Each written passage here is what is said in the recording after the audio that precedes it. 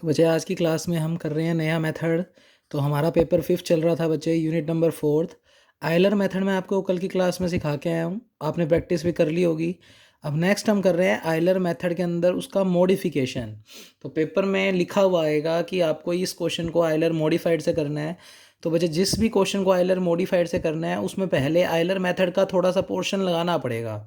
अब कल हमने आयलर का फॉर्मूला पढ़ा था y i plus one is equal to y i plus h f x I comma Y i. अब इसने हमने आयलर मेथड को थोड़ा सा तरीके से लिखा। कल सिर्फ वाई के पैरों में आई प्लस वन था और बराबर में यही चीज़ थी। आज भी आयलर का फॉर्मूला तो वही है, बस ऊपर आई प्लस वन के साथ ब्रैकेट में जे और शो कर दिया। तो पावर के रूप में हम जे और लगाएंगे, तो जिससे आयलर मॉडिफाइड को हम इजीली लगा पाएंगे। तो ध्यान से देखें आप लोग, आयलर मेथड के अंदर मैंने सबसे पहला चेंज किया कि आयलर वाला कल वाला फॉर्मूला एज इट इज़ लिखा, पर ऊपर जो पावर है वो जे और लिख दी। फिर आयलर मॉडिफाइड का फॉर्मूला याद करो, वाई के पैरों में वही आई प्लस वन, ऊपर जे की जगह जे प्लस वन बराबर ये वाला y i as it is plus H as it is, पर अपोन में टू और लगा देंगे और ब्रैकेट में लिखेंगे बच्चे f x I comma Y i, यानी ये वाला step as it is, plus f x के पैरों में आई की जगह i plus one comma y के पैरों में आई की जगह वाई आई प्लस वन और ऊपर पावर में लिखेंगे जे।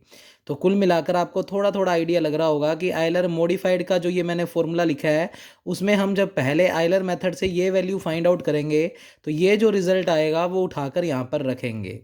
तो इस तरीके से आयलर मॉडिफाइड में आयलर का ही थोड़ा सा यूज़ रहेगा। तो ये फॉर्मूला है बच्चे आयलर मॉडिफाइड का। बस एक फॉर्मूले ही याद करने हैं और कुछ नहीं है इस चैप्टर में। तो 4 से 5 मेथड हैं और उसमें से हमें 20 मार्क्स का सेक्शन सी में एक क्वेश्चन मिलता ही मिलता है बच्चे, एज इट इज़ छपा हुआ। तो ये वाली यूनिट आपको करके ही जानी है, बहुत सिंपल है। तो बच्चे जैसे कि ये क्वेश्चन दे दिया D Y by D X बराबर एक्स स्क्वायर प्लस वाई, और आपको कह रहा है कि वाई की जीरो पर वैल्यू है 0.94। तो बच्चे ये वाली वैल्यू एक्स जीरो को रिप्रेजेंट कर रही है, यानी एक्स जीरो का मान जीरो और वाई जीरो का मान 0.94। उसके अलावा D Y by D x को हम बोलते हैं F x I comma Y I, Euler में भी और आयलर मॉडिफाइड में भी। तो बच्चे ये बन जाएगा, अगर इसको हम बोलेंगे f x I comma Y i तो ये बन जाएगा एक्स आई का स्क्वायर प्लस वाई आई। ठीक है। तो कहता फाइंड करो वाई 0.1 पर वैल्यू, और कौन सा मेथड का यूज़ करके, आयलर मॉडिफाइड, यानी हमें 0.1 पर वैल्यू निकालनी है। अब बच्चे 0.1 पर वैल्यू निकालनी है। 5 सिग्निफिकेंट फिगर्स का मतलब हमें पॉइंटों के बाद 5 तक काम करना है, पर मैंने सारे क्वेश्चनों में पॉइंटों के बाद 4 तक ही करवाया हुआ है। आपको चेंज करना सिखाया हुआ है कैलकुलेटर को 5 डिजिट तक करने के लिए। तो आप शिफ्ट दबाकर मोड दबाओगे, फिक्स में जाओगे और 5 दबा दोगे तो आपके सारे आंसर पॉइंटों के बाद 5 तक आएंगे। ठीक है।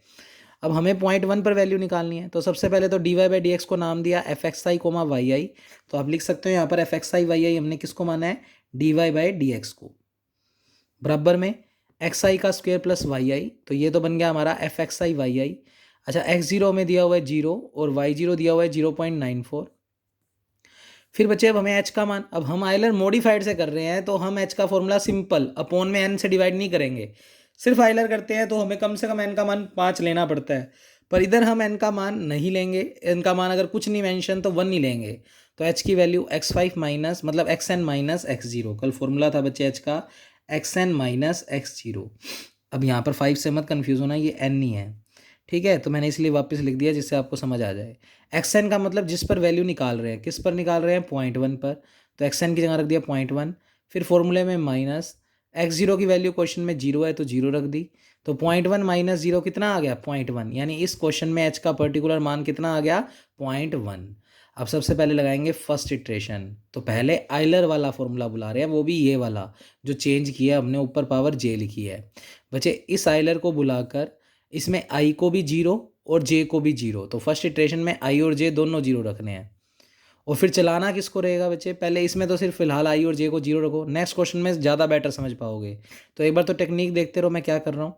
आई को जीरो और जे को क्या रखा, जीरो। तो बच्चे ये बन जाएगा आई को जीरो रखने पर वाई वन और जे को जीरो रखेंगे तो वाई वन की जीरो। तो ये बन गया वाई वन की जीरो बराबर आई को जीरो रखा है तो y zero plus h f x zero comma Y zero. तो y zero plus h f x zero comma Y zero. फिर बच्चे वाई जीरो का मान क्वेश्चन में गिवन है 0.94, पर पहले एक बार एज इट इज़ लिख रहे हैं, एच एज इट इज़ लिख रहे हैं। F x zero comma Y zero की वैल्यू यहाँ से निकालोगे तो एक्स जीरो का स्क्वायर प्लस वाई जीरो, तो एक्स जीरो का स्क्वायर प्लस वाई जीरो। फिर बच्चे वाई जीरो का मान क्वेश्चन में गिवन है 0.94, एच का मान हमने निकाला है 0.1, तो इस बार याद रहे कि जब आइलर मॉडिफाइड से कर रहे हैं तो n को 1 कंसीडर करेंगे, पर अगर कुछ और दे देता है वो अपनी तरफ से तो बात अलग है। जैसे वो बोल दे कि आपको n की वैल्यू 2 लेकर काम करना है, तो फिर h के अंदर xn minus x0 upon n होता है ना, तो n की वैल्यू 2 और रख देना, ठीक है, डिवाइड में 2 लगा देना, उसके अकॉर्डिंग पहले पूरी वैल्यू सोल्व करना। तो बच्चे ये आ गया आंसर, x0 का मान 0, y0 का मान 0.94 आफ्टर सोल्व। तो ये तो सिंपल, आप जैसा लिखा हुआ है वैसा ही कैलकुलेटर में लिख कर सोल्व कर लेना। तो बच्चे y10 की वैल्यू आ गई 1.034, तो ये मान आ गया y10 का। अब देखें ध्यान से, y के पैरों में 1 है, तो ये किसके कॉरस्पॉन्डिंग है, x1। तो नोट्स में लिखा नहीं हुआ, तुम जरूर मेंशन करो। तो x1 का फॉर्मूला होता है x0 प्लस h। x0 का मान क्वेश्चन में कितना है, 0। h का मान हमने निकाला है 0.1, तो कुल मिलाकर बना 0.1। इसका मतलब ये जो y1 आइलर से निकला है वो निकला है 0.1 पर वैल्यू, और हमें भी 0.1 पर ही निकालनी है, पर हमें निकालनी है आइलर मॉडिफाइड के थ्रू। तो इसने हमें बिल्कुल पहुंचा दिया 0.1 के ऊपर ही, पर ये आइलर से निकला हुआ मान है, हमें आइलर मॉडिफाइड से निकालना है। तो अब हम बुलाएंगे आइलर मॉडिफाइड का फॉर्मूला। तो इसमें लगातार आगे और नहीं करनी कि 5-5 इटरेशन करने लग जाओ, जैसा मैंने कल आइलर में सिखाया था। तो आइलर मॉडिफाइड से कर रहे हैं तो बस एक बार आइलर लगाना है आपने, उसके बाद जो भी वैल्यू तैयार हो जाएगी वो देख लो कितने पर है, तो 0.1 पर ही है। अब मान लो इस क्वेश्चन में 0.2 पे पूछता, और अपने मान लो नीचे n को 2 लेते, तो h 0.1 नहीं आता। भाई सोचो, यहाँ पर xn की जगह मैं 0.2 रखता, 0.2 माइनस 0 0.2 आता, और अगर अपने n को 2 कंसीडर कर लेते यानी 2 स्टेप, तो ये h की वैल्यू 0.1 नहीं आती, और यहाँ पर ये ज़रा सारा कैलकुलेशन करते तो x1 यही आता। तो बच्चे वो तो 0.1 पर मान है, पर हमें निकालना है मान लो 0.2 पर। तो पहले तो आइलर 0.1 पर आपको y1 दे गया, फिर मॉडिफाइड लगाएंगे, मॉडिफाइड को कैसे लगाते हैं वो देखते हैं, उससे जो आंसर आएगा वो 0.1 पर आएगा। फिर हमें वापस आइलर को बुलाना है, और उसके अंदर इस आई को तो आप 0 ही रखोगे, पर जे को बढ़ाना स्टार्ट कर दोगे। तो आई और जे, मैं वापस बता दूं आपको, आप आई को बढ़ाओगे पर जे को 0 ही रखोगे, तो आई को बढ़ाकर 1 कर देंगे और जे को 0, तो ये बना देगा y2, और y2 किसके कॉरस्पॉन्डिंग होगा, x2, और वो x2 वही होएगा जो जिस पर हमें वैल्यू निकालनी है। तो मैं आपको कह रहा हूँ, जब इसका अगला क्वेश्चन करेंगे ज़्यादा बेटर समझ पाओगे। अब एक बार तो मैंने आपको सिर्फ क्रॉस चेक करवाया कि ये जो आइलर से मैंने y10 निकाला है वो y1 x1 के कोरस्पॉन्डिंग है, यानी 0.1 पर ही वैल्यू है, और हमें भी 0.1 पर ही निकालनी है, पर वाया आइलर मॉडिफाइड। तो हमने पहले आइलर से ये मान निकाला, अब जस्ट आइलर मॉडिफाइड यानी ये वाला फॉर्मूला बुला लेंगे। तो मैं पेस्ट कर रहा हूँ और ये वाला फॉर्मूला बुला रहा हूँ, फिर हेडिंग लगाऊंगा फर्स्ट इटरेशन, और आई को 0 जे को 0। आइलर मॉडिफाइड में भी आई को 0 जे को 0 रखा था, और मॉडिफाइड बुला के उसमें भी आई को 0 और जे को 0 रखूंगा। तो मैं पूरा फॉर्मूला बुला रहा हूँ और आई को और जे को 0 रख रहा हूँ। तो मैंने एक एक स्टेप नोट्स में लिखवाया हुआ है जिससे आपको समझने में दिक्कत बिल्कुल भी ना आए बच्चे। तो आइलर मॉडिफाइड का पूरा फॉर्मूला जो लिखवाया है पीछे वो लिख दिया। फिर फर्स्ट इटरेशन में आई को 0 और जे को क्या रखेंगे, 0। तो बच्चे पूरे फॉर्मूले में आई को और जे को 0 रख दो। तो आई को 0 रखेंगे तो y1, और जे को 0 रखेंगे तो y की पावर भी 1, तो y1 की 1 बन जाएगा, बराबर आई को 0 रखेंगे तो y0 plus h/2 as it is. I को 0 रख दिया तो f(x0, y0) प्लस इधर भी आई को 0 रख दिया और जे को 0, तो f(x0, y0) की पावर j।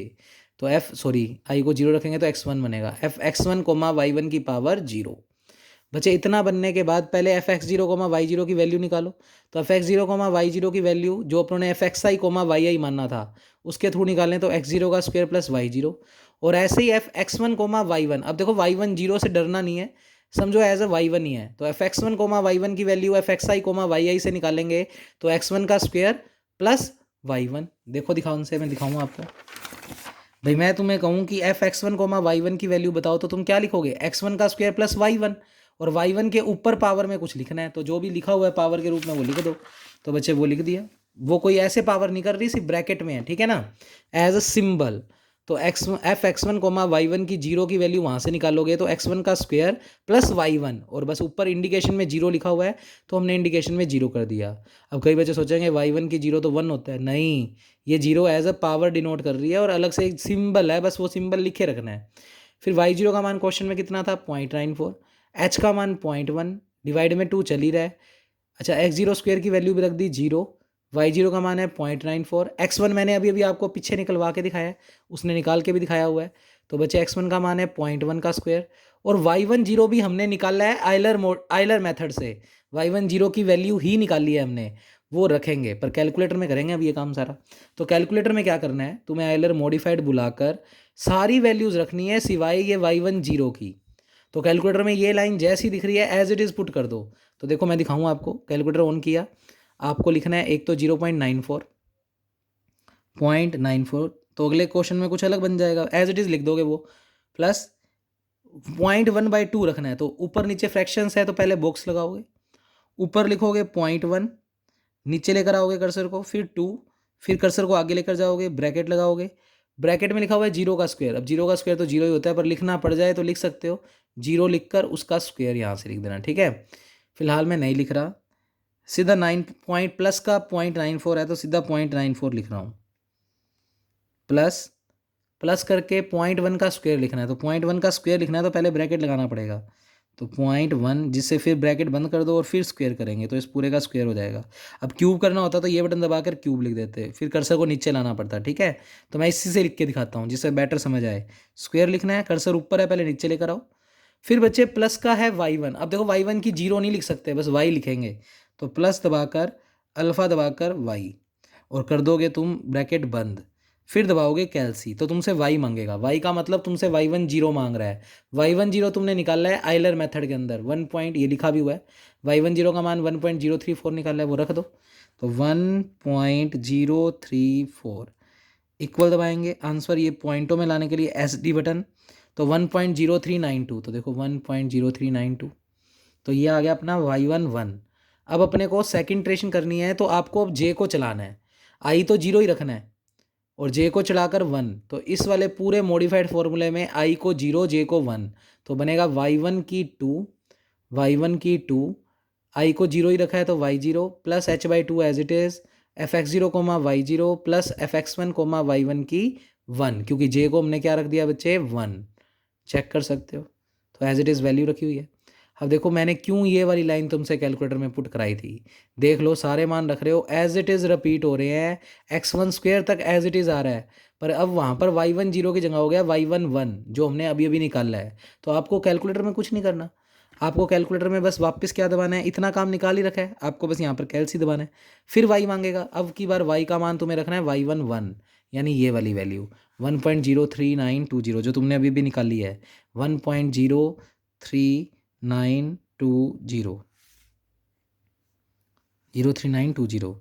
तो बच्चे ये रख देंगे, इक्वल दबाएंगे, आंसर आ गया 1.0395 आ गया।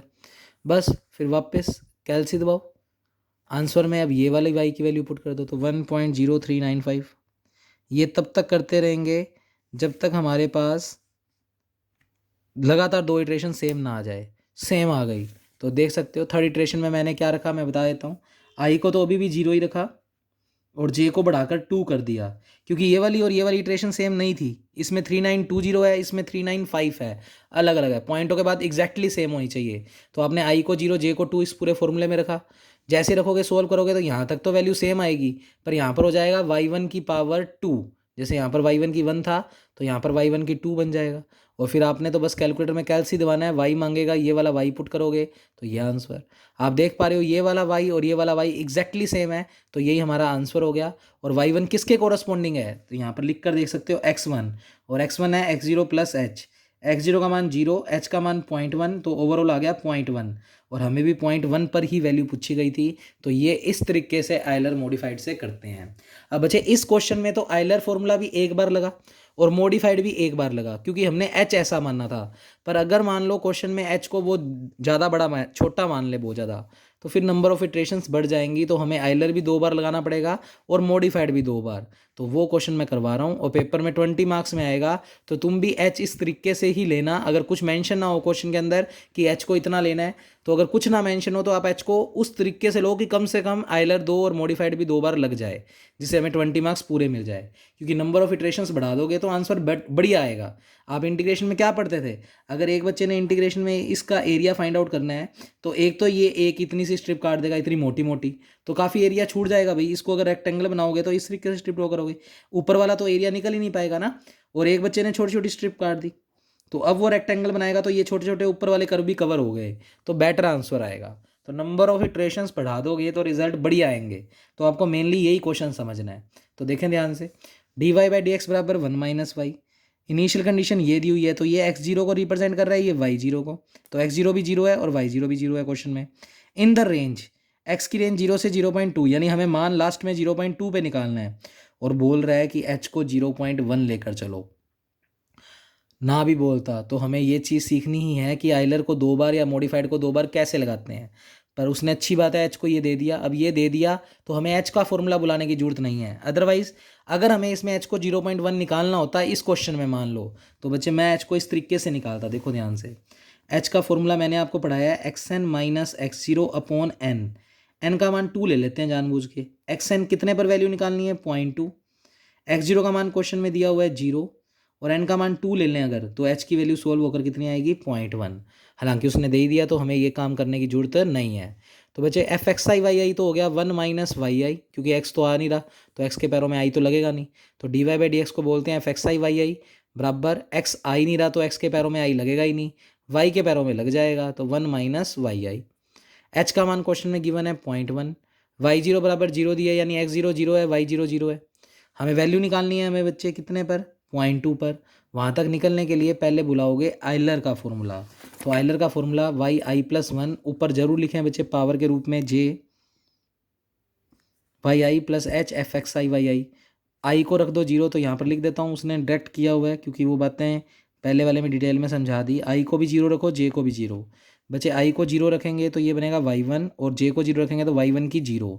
तो कुल मिलाकर ये जो वैल्यू आ रही है ये आ रही है y1 की 0। तो नोट्स में मैं पूरा फिल कर रहा हूँ जिससे आपको बातें समझ में आए। आई को 0 रखा तो y0, h as it is. I को 0 रखा तो F X 0 comma y0। y0 का मान क्वेश्चन में 0, एच का मान 0.1, एफ एक्स 0 y0। बच्चे एफ एक्स 0 कोमा y0 की वैल्यू है तो मैं साइड में लिख ही देता हूँ समझाने के लिए। एफ एक्स 0 कोमा y0 की बात करें तो फंक्शन में f x I comma Y i था, 1 माइनस वाई आई, 0 रख रहे हैं तो ये 0 हो गया। बच्चे y0 का मान 0 है तो 1 माइनस 0 1, तो ये ऐसे रख के इसलिए दिखाया है। एफ एक्स 0 कोमा y0 की वैल्यू है 1 माइनस y0, y0 का मान 0 है तो 1 माइनस 0, तो इसकी वैल्यू उसने 1 माइनस 0 रखी हुई है।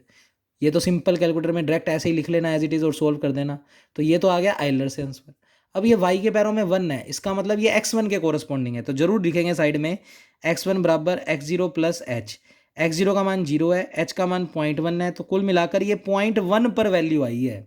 अब बच्चे ये तो 0.1 पर आई है जबकि हमें निकालनी है 0.2 पर। तो पहले तो आइलर मॉडिफाइड लगाओ, और वो जो अभी अभी सिखाया है एक स्टेप तो वो पूरा करना ही है। तो बच्चे आइलर मॉडिफाइड में आपने आइलर मॉडिफाइड का पूरा फॉर्मूला बुला रखा है, डायरेक्ट उसने बुला लिया। आई को वही 0 और जे को क्या रखना है 0, तो y1 की 1 बराबर y0 plus H by 2 F X 0 comma y0 plus F x1 comma y1 की 0, ये बन जाएगा। अब आपको सिखाया था y0 as it is, H by 2 as it is, F X 0 comma y0 की वैल्यू है 1 माइनस y0, और ऐसे एफ x1 कोमा y0। बच्चे यहाँ से अगर एफ x1 कोमा y1 निकालेंगे तो 1 माइनस y1 और बस सिंबल एज अ 0 लिखना है, तो 1 माइनस y1 और एज अ सिंबल लिख दिया। फिर बच्चे यहाँ पर y0 की वैल्यू रख दी 0, इधर भी y0 की वैल्यू 0, h का मान 0.1 divide by 2, 1 minus y1, 1 as it is, और ये y1 0, यानी कैलकुलेटर में अब तुम क्या पुट करोगे, इसकी वैल्यू 0 रख देना, यानी ये रख देना, 0.1 बाई 2 ये भी पूरा पुट कर देना, 1 माइनस 0 ये भी पुट कर देना, प्लस का 1 भी रख देना, और ये y ही लिखना, इसको लिखना माइनस एज इट इज़, और इसको लिखना y। कैलसी दबाओगे y मांगेगा, y1 0 की वैल्यू, y1 0 की वैल्यू है 0.1, रख देना, आंसर दबाना, ये आ जाएगा। फिर बस कैलसी दबाना, तुमसे y मांगेगा, ये वाला y रखना, इक्वल दबाना, ये वाला आंसर आ जाएगा। फिर कैलसी दबाना, तुमसे y मांगेगा, ये रखना, इक्वल दबाना, आंसर ये आ जाएगा। फिर कैलसी दबाना, y मांगेगा, ये रखना, आंसर दबाना, ये आ जाएगा। तो बच्चे आप देख पा रहे हो लगातार 2 इटरेशन सेम आ गई। तो बच्चे ये हमारा आइलर मॉडिफाइड ख़त्म हो गया, पर हमने देखा, और मैं थोड़ा सा चलवाना सिखा दूँ।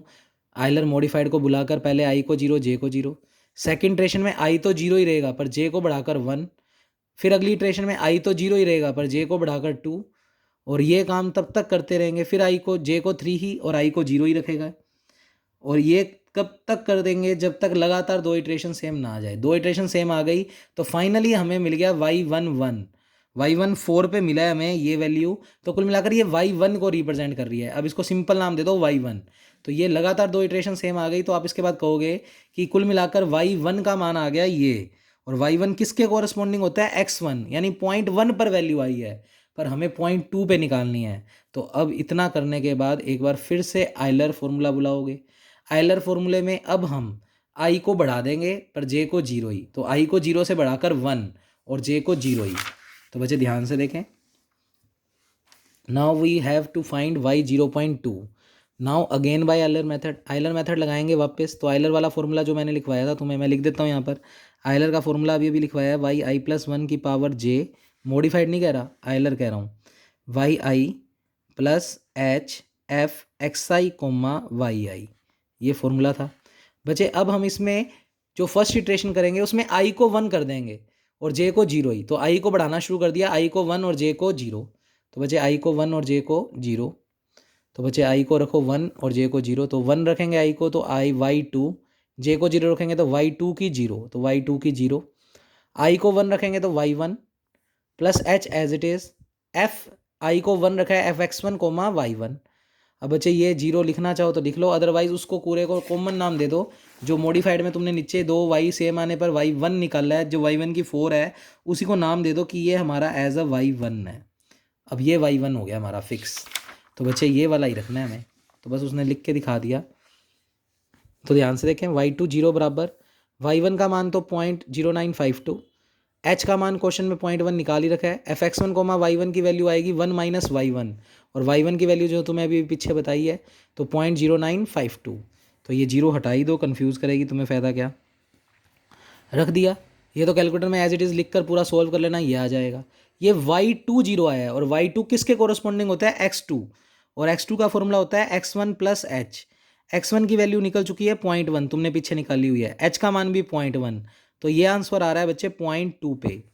तो कुल मिलाकर ये 0.2 पर आ रहा है। फिर आइलर मॉडिफाइड बुलाओगे, पूरा फॉर्मूला लिखा हुआ है, इसमें भी आई को जीरो से बढ़ाकर 1 और जे को जीरो से ही शुरू करना है। तो आई को 1 और जे को जीरो, पूरे फॉर्मूले में आई को 1 और जे को जीरो रख दो।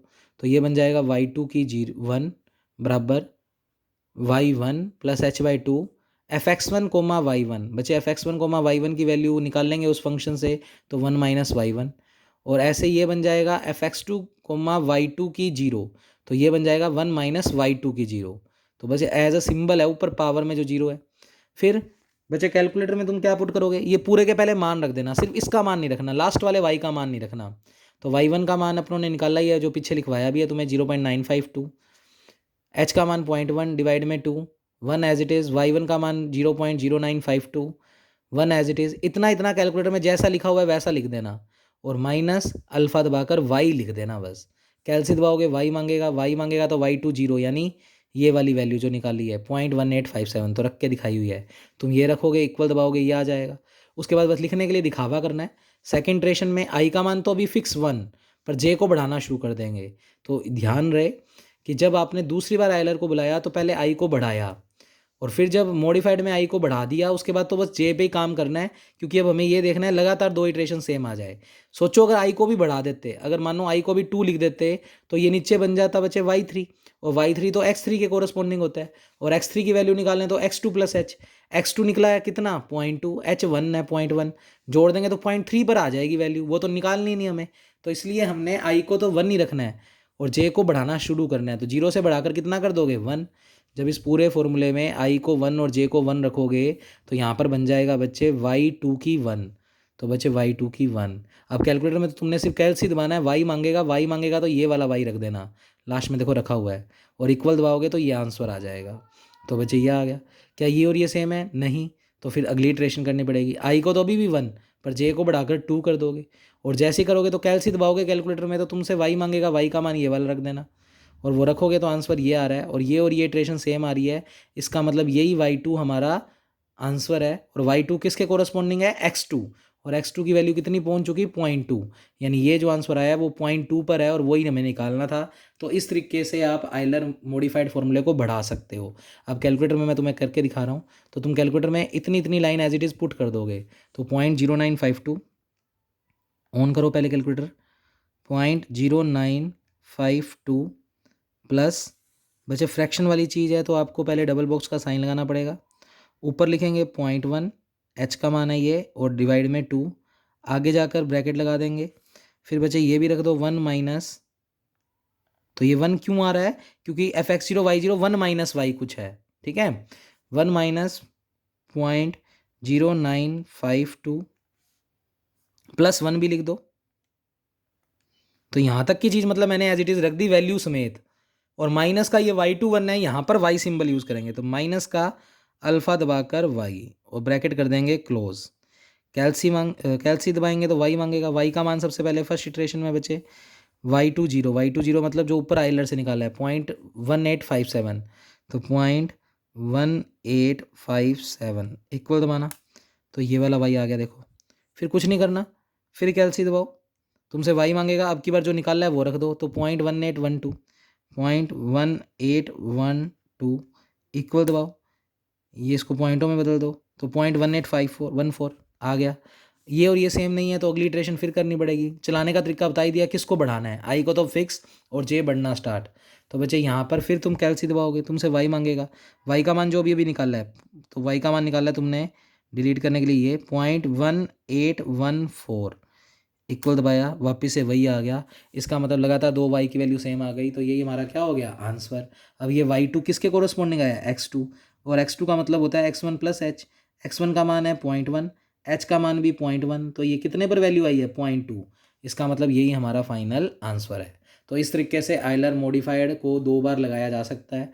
अगर आप सोचो h को और छोटा ले लेते तो फिर और हमें आइलर और मॉडिफाइड को बुलाना पड़ता, तो आई ही बढ़ता है, उसके बाद फिर जे की पावरें बाद में बढ़ती है, ठीक है। तो इसमें बढ़ाया क्या था, ध्यान से, पहले आइलर मॉडिफाइड लगाया, पहले आइलर लगाया, आई को भी 0 जे को भी 0, उससे y1 0 की वैल्यू आई। फिर आइलर मॉडिफाइड बुलाया, उसमें भी आई को 0 जे को 0, तो वहाँ से y1 1 आया। फिर आई को वापस 0 और जे को 1। ये मॉडिफाइड तब खत्म होगा जब लगातार 2 इटरेशन सेम आ जाएगी। उससे जो आंसर आया वो 0.1 पर y की वैल्यू आई। अब उसको एक सिंगल नाम दे दो y1। उसके बाद वापस आइलर को बुलाओ, उसमें अब आई को बढ़ा दो 1 और जे को अभी भी 0, तो तुम्हारे पास वैल्यू आएगी y2 0 की। वो y2 x2 के कोरस्पॉन्डिंग है, यानी 0.2 पर ही मान है, पर हमें तो मॉडिफाइड से निकालना है, तो मॉडिफाइड बुलाओगे। मॉडिफाइड में भी आई को 1 और जे को 0, तो उससे वैल्यू निकलेगी तुम्हारे पास बच्चे y2 1 की। फिर कैल्सी दबाओ, वाई मांगेगा, पिछले वाला वाई रखते जाओ तब तक जब तक लगातार 2 इटरेशन सेम ना आ जाए। पर मॉडिफाइड में जब तुम्हें चलाना है तो आई को फिक्स 1 रखो और जे को बढ़ाना शुरू कर दो 1, फिर आई को फिर 1, जे को 2, तब तक जब तक लगातार 2 इटरेशन सेम ना आ जाए। तो अब ये सारे क्वेश्चन जो है वो तुम्हारे प्रैक्टिस में है बच्चे, तो ये सारे क्वेश्चन आपको करके लाने हैं। तो एच कुछ मेंशन ना हो तो कोशिश क्या करो कि वो लो कि आइलर मॉडिफाइड आपका 2 बार लगे, यानी आप एन की वैल्यू एज ए 2 ट्रीट करके काम करेंगे, ठीक है। और अगर वो दे दे एन का मान 5 तो फिर 5 बार भी लग सकता है। तो बच्चे ये प्रैक्टिस से आता है, तो ये आपको आइलर मॉडिफाइड के सारे क्वेश्चन करके आने हैं। तो ये जो मैं वीडियोज़ में पेज दिखा रहा हूँ वो इसलिए कि इतना काम आपको घर से पूरा कैलकुलेटर में कर करा के आना है। तो कैलकुलेटर में भी चलाना सिखाया मैंने इस मेथड को। तो सारी वैल्यूज़ रख दो सिवाय लास्ट वाले वाई को छोड़कर, क्योंकि उसी के ऊपर वाई को बस बारी बारी पुट करना होता है, तो आपको बारी बारी इक्वेशन नहीं पुट करनी पड़ेगी। तो आइलर मॉडिफाइड जहाँ तक है बच्चे वहाँ तक के क्वेश्चंस मैं आपको दिखा रहा हूँ। तो इसमें टाइम नहीं लगेगा, आपको मिनट ही लगेंगे और थोड़ा चलाना आ जाएगा। तो ये आइलर मॉडिफाइड बच्चे यहाँ तक ख़त्म हो गया है। कल मैं कराऊंगा रंगा कट्टा, सेकेंड ऑर्डर और फोर्थ ऑर्डर 2 टाइप का है। तो बच्चे ये यूनिट कल या परसों तक ख़त्म हो जाएगी। उसके बाद मैं आपको करवाऊँगा सेकेंड पेपर की एक और यूनिट, जिससे आपके पास अब तक 3 पेपर की तो 3-4 यूनिटें हो जाएंगी, और फिर अपने टेंसर की बुक ही करेंगे, ठीक है बच्चे। Okay, thank you class.